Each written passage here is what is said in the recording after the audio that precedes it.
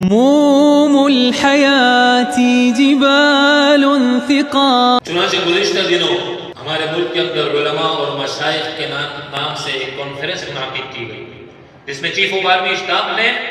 خطاب کیا۔ بڑا بہترین خطاب تھا۔ اس خطاب میں چیف صاحب نے کہا کہ ہم مفسدین فی الارض کو کسی صورت برداشت نہیں کریں گے، چاہے وہ مفسد فی الارض آئین پاکستان کو توڑ کر فساد فی الارض کر رہا ہو یا شریعت کے قانون کو توڑ کر فساد فی الارض کر رہا ہو۔ اور پھر اس کے بعد آگے چل کر آپ نے ختم نبوت کے عنوان پر بھی بڑی بہترین باتیں ارشاد فرمائی۔ لیکن چیف صاحب، میں آپ سے یہ بات عرض کرنا چاہتا ہوں کہ آپ نے یہ باتیں تو بڑی خوبصورت بیان فرمائی، ہم ان باتوں کو بہت عزت اور احترام کی نگاہ سے دیکھتے ہیں، مگر آپ اس شخص کو تو پہچان سکتے ہیں جو زمین میں آپ کے ملک سے غداری کر کے آپ کے ملک میں فساد مچانے کی کوشش کر رہا ہو، لیکن جو زمین میں شریعت سے غداری کر کے، قرآن سے غداری کر کے، حدیث سے غداری کر کے، مسلمانوں کے ایمان اور مسلمانوں کے ایمانی جذبات سے غداری کر کے زمین میں فساد فی الارض کر رہا ہو، اس کو پہچاننا شاید آپ کے لیے ممکن نہیں۔ کیوں؟ اس لیے کہ آپ کی فیلڈ نہیں ہے، یہ علماء کی فیلڈ ہے،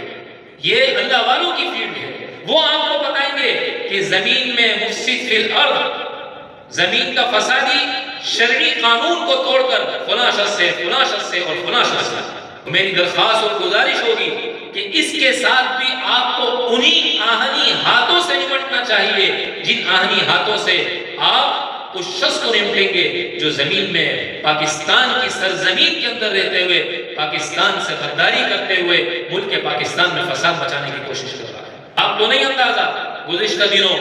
جو چیف جسٹس آف پاکستان نے آئین پاکستان کو بھی توڑا اور قرآن اور حدیث اور شرعی آئین کو بھی توڑا، قرآن اور حدیث کے قانون کو بھی توڑا۔ ختم نبوت کے معاملے میں آئین پاکستان میں لکھی گئی شیخوں کی مخالفت کر کے، آپ آئین پاکستان کا اگر مطالعہ کریں، ختم نبوت کے قانون پر جو شیخیں لکھی گئی ہیں اس میں یہ بات لکھی ہوئی ہے کہ آئندہ بھی کوئی عدالتی فیصلہ اس قانون میں کسی طرح اثر انداز نہیں ہوگا۔ پھر اگلی بات تو یہ ہے نا کہ قادیانی وہ اپنا کوئی مذہب تو پہلے شو کرے، ان کا مذہبی کوئی نہیں، ان کا مسلک ہی کوئی نہیں ہے، ان کا مذہب کوئی نہیں ہے، وہ اپنے مذہب کا نام بتائیں کہ کیا ان کے مذہب کا نام ہے، اس کے بعد جا کے دوسرے سارے مذاہب تو دیر کی بات ہے۔ اور یہ سمجھ رہے ہیں کہ ہم زمین میں لوگوں کی بھلائی اور بہتری کے کام کر رہے ہیں۔ الا انہم هم المفسدون ولکن لا یشعرون، قرآن کہہ رہا ہے یہ وہ مفسد ہیں جو تمہیں دھوکہ دے رہے ہیں، یہ کہتے ہیں کہ ہم دنیا کے اندر اصلاح کر رہے ہیں، بہتری کے کام کر رہے ہیں، اور یہ ایسے مفسد ہیں کہ یہ ان کو خود اس بات کا اندازہ نہیں ہے کتنا زمین میں فساد فی الارض کر رہے ہیں اور یہ کتنا زمین میں فساد مچا رہے ہیں۔ لہذا میں مسلمانوں کے چیف سے اپیل کروں گا، ہماری پاک فوج کے چیف سے اپیل کروں گا کہ ایسے لوگوں کو لگام دی جائے تاکہ یہ ختم نبوت جیسے معاملے پر اثر انداز ہونے کی ہرگز کوشش نہ کریں اور اس مضبوط قانون کو